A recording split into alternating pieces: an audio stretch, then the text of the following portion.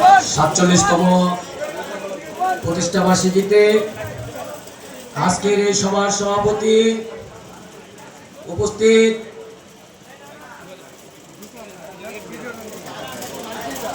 ঢাকা মহানগর উত্তর বিএনপির অন্যতম যুগ্ম আহ্বায়ক এবিএম রাজ্জাক ভাই, উপস্থিত আছেন ঢাকা 14 আসনের গণমানুষের নেতা এস এ সিদ্দিক সাজু ভাই, উপস্থিত আছেন যুবদলের সাবেক বিপ্লবী আহ্বায়ক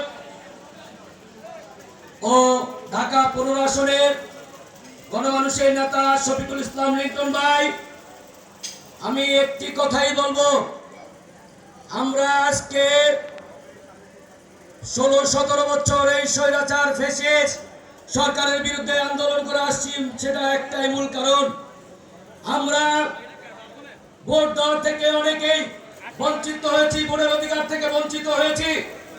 আমরা আগামী নির্বাচনে আমাদের দেশনেতা তারেক রহমান সাহেব যাকেই নমিনেশন দিবেন, আমরা তার সাথে কথাবার্তা হয়ে আমরা ধানের শীষের পক্ষে কাজ করে যাব। ধানের শীষকে যেভাবে জয়যুক্ত করে দেশনেত্রী বেগম খালেদা জিয়ার হাতকে শক্তিশালী করা যায়, দেশনেতা তারেক রহমান সাহেবের হাতকে শক্তিশালী করা যায়, আমরা সেটাই করব।